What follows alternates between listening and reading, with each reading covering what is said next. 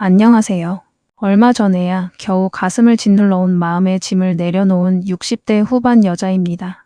살면서 어떤 사람을 가족으로 맞이하느냐가 이렇게 한 사람의 인생 전체를 뿌리째 흔들어 놓는 일인 줄 예전엔 미처 몰랐습니다. 70평생 가까이 살아오면서 그렇게까지 속을 뒤집어 놓고 온 집안을 흔들어대는 사람은 정말 처음이었거든요. 남이었다면 그냥 세상에 별사람 다 있네. 내가 전생에 무슨 죄를 지어서 저런 사람을 스쳐 지나갔나 하고 침 한 번 뱉고 털어버렸을 텐데 하필이면 피를 나누고 산다는 제일 가까운 가족인 큰며느리로 만나는 바람에 그 마음고생이 이만저만이 아니었습니다. 곧 민족의 대명절이라는 추석이 다가오는데 다들 명절 준비는 잘하고 계신가요? 저도 명절이 다가오니 시골집 마당에 모여 안부를 묻던 예전 풍경도 떠오르고 동시에 수년 동안 저를 그토록 괴롭히고 가슴에 피멍이 들게 했던 큰며느리 생각이 문득 나서 이렇게 펜을 들고 사연을 적어봅니다. 저는 충청남도 보령의 조그만 포구 마을에서 남편과 함께 자그마한 건어물 가게를 하며 한평생을 살았습니다.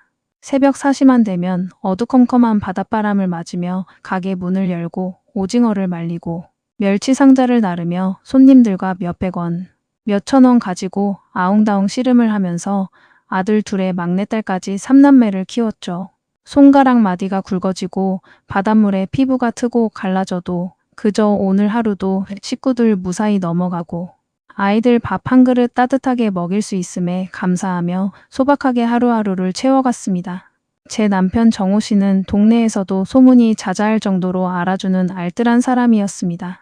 오죽하면 옆에서 평생을 함께 살아온 저조차도 이 사람은 자기 자신을 위해서는 돈 한 푼 쓰는 법을 아예 모르나 가슴에 구멍이 뚫렸나 싶어서 안쓰럽고 답답할 정도였다니까요.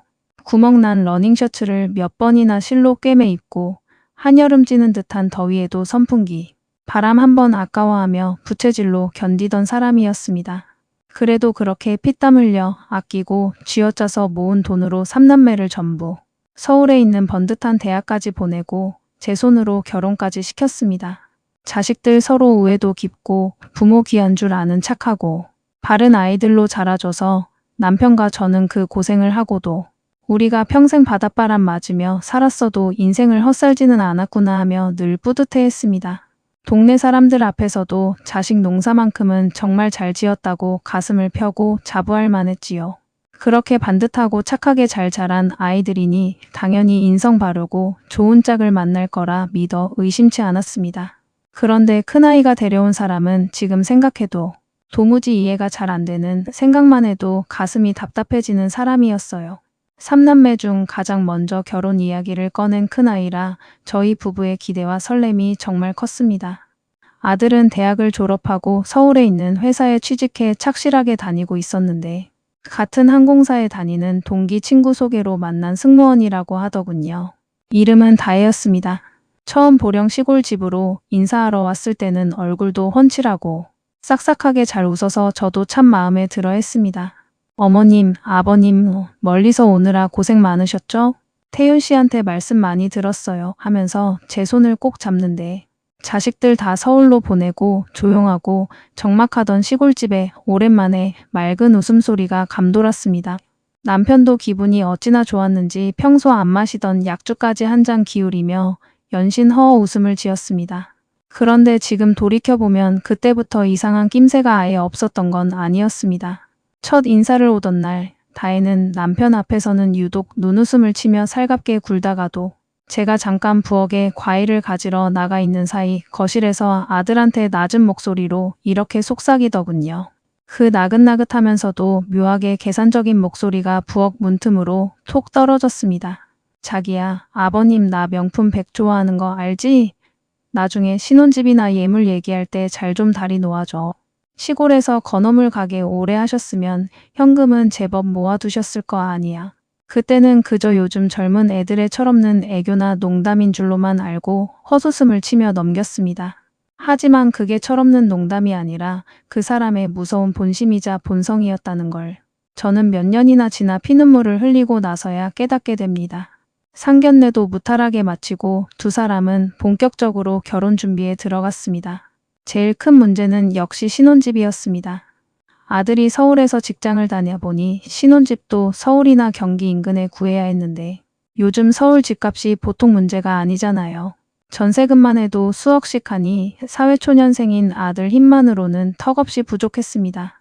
그러던 어느 날 밤 가게 문을 닫고 들어온 남편이 방 안에서 진지한 얼굴로 저한테 물었습니다. 여보, 우리가 그동안 모아둔 돈에서 큰아이 신혼집 얻는데 2억 8천 정도 보태주는 거 어떻게 생각해? 당신이 웬일이에요? 난 또 당신 죽을 때까지 그 돈 이불 밑에 깔고 앉아만 있을 줄 알았더니 무슨 소리를 하는 거야. 다 자식들 정착할 때 쓰라고 피땀 흘려 모은 돈이지. 나중에 우리가 죽을 때 갖고 가겠어? 남들처럼 거창하게는 못 해줘도 우리 아들내미 기죽지 않게 집은 번듯하게 시작하게 해줘야지. 평소 제 신발 한 자루 사 입는 것도 아까워하며 알뜰하다 못해 지독하게 살던 남편이 먼저 그런 말을 꺼낼 줄은 몰랐기에 저는 조금 놀랐습니다. 그래도 부모 마음이 다 그렇지 않겠습니까? 자식 잘 된다는데 아까울 게 어디 있겠어요. 남편은 결국 그동안 적금 깨고 쥐어짜서 모은 2억 8천만 원이라는 큰돈을 아들 통장에 선뜻 내주었습니다. 아들은 뜻밖의 커다란 금액에 깜짝 놀라 목소리가 떨리는 채로 전화했습니다. 아버지, 2억 8천이라니요. 이 큰돈을 어떻게 모으셨어요? 너무 큰돈이라 죄송해서 어쩌죠. 제가 직장 생활하면서 차근차근 꼭 갚을게요. 갚긴 뭘 갚아, 이 녀석아. 자식 결혼하는데 이 정도도 못 해주면 부모냐. 너희 둘이 딴 생각 말고 아끼며 잘 사는 것, 그거 하나면 됐다. 며칠 뒤 새 신혼집에 초대받아 서울에 올라갔을 때 며느리는 얼굴에 한바구음을 가득 띠고 저희를 반겼습니다. 어머님, 아버님, 정말 너무 감사드려요. 집이 너무 넓고 마음에 들어요. 다 아버님 덕분이에요. 옆에 있던 남편이 오히려 미안한 목소리로 더 넉넉하게 못해줘서 미안하다며 어색하게 허허웃자. 며느리는 손사래를 치며 아니에요. 이만큼도 과분한걸요 하고 살갑게 굴었습니다. 그때 저는 며느리의 손을 꼭 잡고 따뜻하게 말해주었지요. 다혜야, 이 돈이 내 아버님과 내가 평생 바닷바람 맞으며 짠물 마시고 모은 피 같은 돈이란다. 그러니 둘이 서로 아껴주고 절약하면서 잘 살아라. 부모는 그저 너희 잘 사는 거 하나만 바라고 준 거니까. 네, 어머님. 걱정 마세요. 저희 정말 아껴가며 예쁘게 잘 살겠습니다. 그때 그 눈을 반짝이며 다짐하던 표정이 지금도 눈에 선한데 저희 부부는 그 고운 얼굴 뒤에 숨겨진 진짜 모습이 어떤 것인지 한참 뒤에야 알게 됐습니다. 사람 속은 참 겪어봐야 안다더니 그 옛말이 틀린 게 하나도 없었습니다. 며느리의 실체를 처음 제대로 알게 된 건 결혼하고 3년쯤 지나 첫 손주를 낳았을 때였습니다. 며느리가 무사히 첫 아이를 낳았다는 소식에 저희 부부는 장사도 하루 접고 부랴부랴 서울 산후조리원으로 올라갔습니다. 요즘 세상엔 손주를 보면 고생한 산모한테 수고했다고 용돈을 따로 챙겨주는 게 예의라길래 저희도 없는 살림에 정성껏 봉투를 준비해 갔지요. 조리원 유리창 넘어 보이는 갓 나온 첫 손주를 보며 남편은 어린 아이처럼 덩실덩실 춤을 출듯 좋아했습니다. 아이고 내 강아지. 눈, 코, 입이 아주 또렷하고 선명하네. 누굴 닮아서 이렇게 잘생겼나. 그런데 조리원 방에 들어서자마자 며느리가 찬물을 끼얹듯 무뚝뚝한 목소리로 말했습니다. 아버님, 당연히 저 닮았죠. 솔직히 태윤 씨 이목구비가 그렇게 뛰어난 편은 아니잖아요. 제 직장 동료들도 사진 보고 다들 제가 아깝다고 하던데요. 저는 순간 귀를 의심했고 말문이 막혔습니다.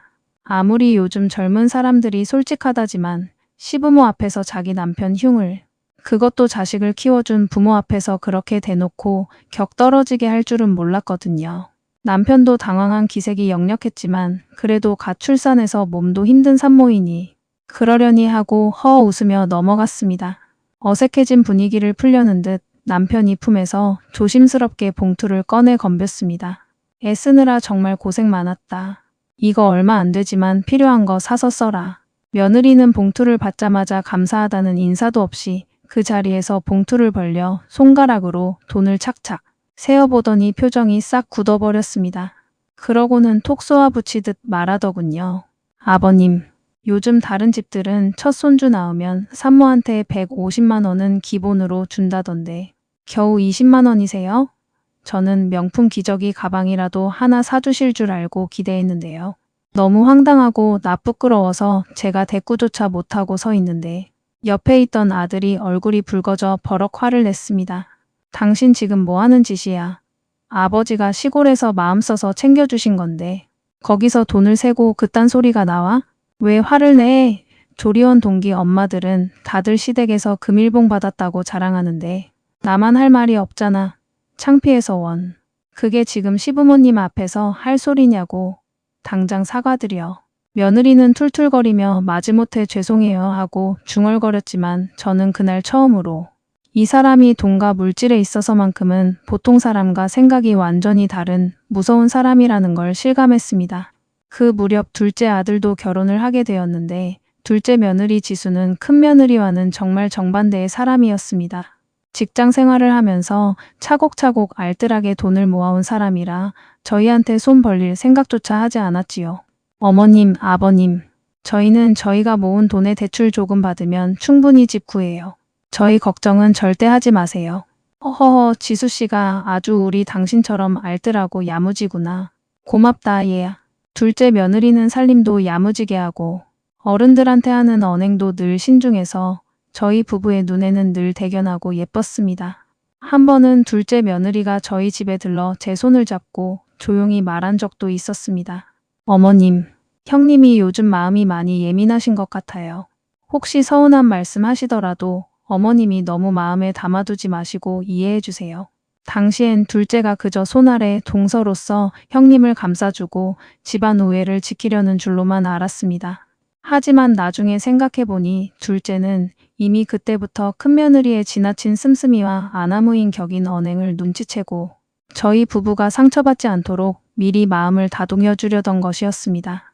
두 며느리를 한자리에서 볼 때마다 자꾸 비교가 되는 건 부모로서 어쩔 수 없는 마음이었습니다. 특히 명절에 온 가족이 모였을 때 벌어진 일은 지금도 잊을 수가 없습니다. 그때 큰손주는 3살이었고 둘째의 아이는 이제 막돌이 지난 무렵이었습니다. 남편이 기분 좋게 세뱃돈 봉투를 꺼내며 말했습니다. 자, 우리 큰손주 여기 5만 원. 우리 둘째 손주도 여기 5만 원. 건강하게 잘 자라라. 그러자 큰며느리가 대뜸 사람 많은 거실에서 버럭 소리를 쳤습니다. 아버님, 왜 2살이나 어린애랑 우리 애 세뱃돈을 똑같이 주세요? 장남 손주한테는 당연히 더 챙겨주셔야죠. 얘야, 둘 다 똑같은 내 손주인데 무슨 차별을 하니? 나이가 무슨 상관이라고. 다른 집들은 장남 손주 못 챙겨줘서 안달이라는데 아버님은 왜 맨날 저희한테만 이러세요? 정말 서운해요. 명절 분위기는 순식간에 차갑게 얼어붙었고 참다 못한 남편은 그동안 참아왔던 게 터진 듯 언성을 높였습니다. 너는 명절마다 모여서 이렇게 초를 쳐야겠니? 그럴 거면 앞으로 오지 마라. 그때마다 아슬아슬한 분위기를 수습하는 건 늘 둘째 며느리의 몫이었습니다. 아버님 괜찮아요. 저희 애는 아직 돈이 뭔지도 몰라요. 형님 말씀대로 큰 조카 더 챙겨주셔도 돼요. 아버님 약주 한 잔 더 드세요. 이렇게 극과 극인 두 며느리를 보면서 비교를 안 하려야 안 할 수가 없었습니다. 옆에서 지켜보던 막내딸도 서울에서 내려올 때마다 저한테 한마디씩 거들었습니다. 엄마, 큰오빠한테 돈 좀 그만 보태주라고 해. 나 세상에 저런 새언니는 처음 봐. 나 나중에 시집가면 절대 저렇게 염치 없게 굴지 않을 거야. 시간이 흐르면서 저는 큰아이 부부 사이에도 뭔가 미묘하고 깊은 균열이 생기고 있다는 걸 어렴풋이 느끼기 시작했습니다. 한 번은 명절 음식을 좀 챙겨주려고 서울 큰아들 집 근처에 갔다가 초인종을 누르기 전 현관문 앞에서 두 사람이 크게 다투는 소리를 우연히 듣게 됐습니다. 당신 이번 달 카드값이 왜 이렇게 많이 나왔어? 벌써 300이 넘어섰잖아. 내가 뭐 헛돈 썼어? 애 옷도 브랜드로 사 입혀야 하고 나도 직장 다니는데 품위 유지비는 써야 할 거 아니야. 당신 버는 월급은 다 어디로 모아두고 맨날 내 카드만 가져다 쓰는 건데?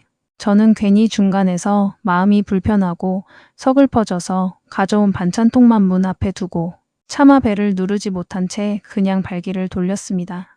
그때 내가 조금 더 적극적으로 개입해서 아들 살림을 들여다봤어야 했나 지금도 가끔 후회가 되곤 합니다. 그렇게 8년이라는 세월이 흐르면서 가슴속에 응어리가 쌓여가던 즈음 결국 저희 집에 감당하기 힘든 큰 사고가 터지고 말았습니다. 매일 새벽 4시부터 밤늦게까지 쉬는 날 없이 가게 문을 열고 닫던 남편이 오토바이를 타고 건어물 배달을 다녀오던 길에 도로에 쓰러진 겁니다. 오랜 과로와 스트레스로 인한 급성 심근경색이었습니다. 응급실로 황급히 실려간 남편은 끝내 차가운 병실에서 눈을 뜨지 못했습니다. 평생 자기 몸 하나 돌보지 않고 가족들만 알고 살던 사람인데 이렇게 허망하게 한마디 유언도 없이 떠날 줄은 정말 몰랐습니다. 저는 장례식장 차가운 바닥에 주저앉아 가슴을 쥐어뜯으며 목 놓아 울었습니다.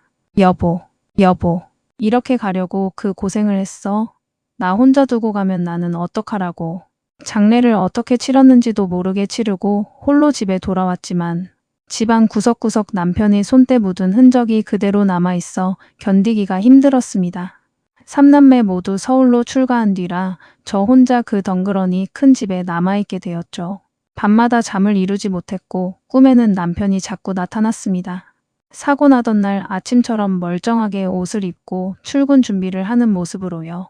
여보, 오늘 나가지 마.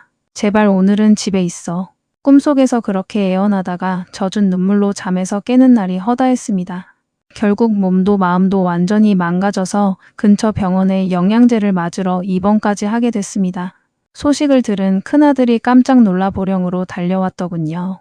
엄마, 살이 왜 이렇게 많이 빠지셨어요? 식사도 제대로 안 하신다면서요. 괜찮다. 늙으면 다 그렇지 신경 쓰지 마라. 안 되겠어요. 당분간 저희 서울 집으로 올라가서 같이 지내세요. 엄마를 이런 상태로 혼자 두고 제가 어떻게 올라가요? 홀로 남겨진 외로움과 두려움에 힘들어하던 저는 결국 아들의 따뜻한 손을 잡고 참았던 눈물을 터뜨렸습니다. 내 아버지 있을 땐 몰랐는데 혼자 있으니 밤이 너무 무섭구나. 엄마, 바로 짐 싸세요. 서울로 가요. 그렇게 며칠 동안 쓸 짐을 챙겨 아들 차를 타고 서울 집으로 향했습니다. 그런데 집에 도착하자마자 현관에서 저를 맞이하는 며느리의 반응은 차갑다 못해 냉랭했습니다. 여보, 이게 무슨 일이야? 어머님이 왜 갑자기 와 계셔? 엄마 몸이 너무 안 좋으셔서 당분간 우리 집에서 모시기로 했어. 나한테 한마디 상의도 없이 이렇게 불쑥 모셔오면 어떡해? 그 소리를 듣는 순간 너무 서운하고 수치스러워서 저도 짐 가방을 도로 쥐어잡으며 말했습니다. 됐수다. 내가 내 발로 그냥 시골 내려갈란다. 엄마, 왜 그러세요? 여보, 빨리 어머님한테 사과드려. 며느리는 찌푸린 얼굴로 마지못해 제 짐을 받아 들었습니다. 그런데 집 안에 들어서니 거실 바닥은 온통 과자 부스러기 투성이었고 주방에 엎어놓은 컵에는 립스틱 자국이 빨갛게 그대로 남아 있었습니다. 다혜야, 너 이거 설거지한 거 맞니? 아, 그냥 물로 헹궈서 올려놨는데 자국이 좀 남았나 보네요. 그날 밤 아들이 제 방으로 조용히 들어와 한숨을 쉬며 말했습니다. 엄마, 사실 저희 몇 달 전에 이혼 서류까지 작성해서 법원에 냈었어요. 아이 때문에 마음 다잡고 다시 지내보는 중인데 조금만 지켜봐 주세요. 그 이후로 저는 그 집에서 벌어지는 기가 막힌 일들을 하나씩 눈으로 확인하게 됐습니다. 며느리가 유일하게 정성 들여 관리하고 닦는 건 드레스룸 옷장 속에 가득한 명품 가방들 뿐이었고 정작 어린 자식은 뒷전이었습니다. 학교에서 돌아온 손주는 텅 빈 밥통을 열어보고는 아무렇지 않게 말하더군요. 할머니, 집엔 밥 없어요. 엄마가 맛있는 거 사 먹으라고 해서 그냥 편의점에서 라면 사 먹었어요. 뭐라고? 어린 내가 왜 끼니를 라면으로 때워. 기다려라, 할머니가 금방 밥 해줄게. 냉장고를 열어보니 반찬이라고는 시들어가는 김치 한 조각뿐이었습니다. 저는 부랴부랴 김치볶음밥이라도 해서 먹였는데 아이가 허겁지겁 그릇을 비우는 모습을 보니 가슴이 미어지고 불쌍해서 눈물이 났습니다. 그런데 그날 저녁 며느리는 술에 잔뜩 취해 비틀거리며 밤늦게 들어왔습니다. 너 지금 뭐 하는 짓이니? 초등학생 애가 밥도 못 먹고 저러고 있는데 술이 넘어가? 요즘 초등학생들은 다 알아서 챙겨 먹어요. 어머님이 뭘 아세요? 그러고도 네가 자식을 키우는 엄마냐? 제 돈 벌어서 제가 마시겠다는데 왜 어머님이 남의 집에서 잔소리세요? 퇴근하고 들어온 아들이 이 처참한 모습을 보고 소리를 질렀습니다. 당신 또 술 마셨어? 엄마 계실 때만큼은 제발 술 좀 참으라고 했잖아. 내가 왜 참아? 내 집인데 내 마음대로도 못해? 저는 그제야 두 사람 사이에서 왜 이혼 소리까지 나왔었는지 뼈저리게 이해가 갔습니다. 며칠 뒤 저는 치아가 너무 아파 아들과 함께 서울의 큰 병원으로 검사를 받으러 갔습니다. 잇몸이 다 앉아 임플란트를 5개나 해야 한다는 진단을 받았죠. 엄마, 돈 걱정 말고 다 하세요. 저희 결혼할 때 아버지가 도와주신 거 생각하면 이건 아무것도 아니에요. 병원에서 돌아오는 길에 아들은 마음이 안 좋았는지 곧 있을 제 생일 선물이라며 백화점에 들러 예쁜 옷까지 한 벌 사주었습니다. 남편을 떠나보내고 처음 맞는 생일이라 마음이 참 쓸쓸했는데 아들 덕분에 큰 위안을 받았습니다. 그런데 집에 돌아오자 며느리는 그 옷봉투를 보자마자 눈을 흘기며 톡 쏘아붙였습니다. 어머님, 이것도 또 이 사람이 산 거예요? 어머님, 저희 집에 오시고 나서 생활비도 빠듯한데 병원비에 옷값까지 사드리면 저희는 도대체 뭘 먹고 살아요? 너 지금 시어미한테 눈치 주는 거니? 이렇게 하루하루 서러운 일들이 이어지던 중 결국 참았던 모든 것이 터지는 결정적인 사건이 벌어졌습니다. 제 생일날 아침 며느리가 웬일로 일찍 퇴근해서 시어머니 생일상을 차려주겠다고 생색을 냈습니다. 그런데 저녁에 주방으로 가보니 식탁 위에 놓인 건 배달 용기에 담긴 짬뽕 한 그릇이 전부였습니다. 어머님, 생신 축하드려요. 이게 다 뭐냐? 어머님, 저희 집에 오시고 나서 생활비가 완전히 빵꾸 났어요. 병원비에 임플란트에 옷값까지. 그래도 제가 며느리 노릇한다고 기분 내서 시켜드린 거예요. 짬뽕 싫으시면 지금이라도 짜장면으로 바꿔드릴까요? 기가 막히고 어이가 없어서 말문이 막혔습니다. 너는 시어미 생일이 그렇게 우습고 우스우냐? 솔직히 저도 어머님 계시는 거 너무 불편해요. 제 입장도 생각해 주셔야죠. 그리고 이참에 드릴 말씀이 있는데 그동안 이 사람이 어머님한테 쓴 병원비랑 생활비 깨끗하게 정산 좀 해주실래요? 며느리는 기다렸다는 듯이 카드 내역서를 제 앞에 던지듯 내밀었습니다. 수기로 적힌 합계에는 1,200만 원이라는 숫자가 적혀 있었습니다. 저는 너무 떨리고 화가 나서 그 자리에서 아들에게 전화를 걸었습니다. 태윤아, 너 지금 당장 집으로 와라. 내 생일에 며느리가 차려준 짬뽕을 먹었다. 네? 엄마, 그게 무슨 소리예요? 제가 아침에 소고기 사놓고 국 끓여드리라고 했는데 퇴근하고 달려온 아들이 식탁 위에 짬뽕 그릇을 보고 소리쳤습니다. 당신 진짜 이게 뭐야? 사람이 어떻게 이래? 돈이 어디 있어서 소고기를 사? 당신이 생활비를 제대로 줘야 사지. 내가 이번 달에 보낸 돈이 얼마인데. 두 사람이 제 앞에서 고성을 지르며 다투는 걸 보다 못해 저는 지팡이를 치며 소리쳤습니다. 둘 다 그만하지 못해. 태윤아, 너 8년 전에 신혼집 얻어줄 때 아버지가 준 돈 나중에 꼭 갚는다고 했었지? 그 2억 8천 나 지금 당장 받아야겠다. 그 말에 며느리의 눈이 쟁반처럼 커졌습니다. 뭐라고요? 뭐야, 그 신혼집 돈 빌린 거였어? 맞아. 아버지가 빌려주신 돈이야. 좋다.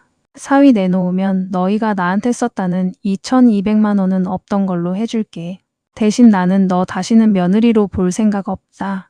당장 내 정산금 내놔라. 어머님, 그게 무슨 말씀이세요? 며느리는 한 번 며느리지 어떻게 남이 돼요. 돈 계산 좋아하는 분이 왜 이러실까? 당장 내 돈 가져와라. 그 돈 지금 갚으려면 집 담보 대출 받아야 해요. 그럼 우리 집 반이 날아가는데 너무하신 거 아니에요? 아들이 며느리의 팔을 쳐내며 소리쳤습니다.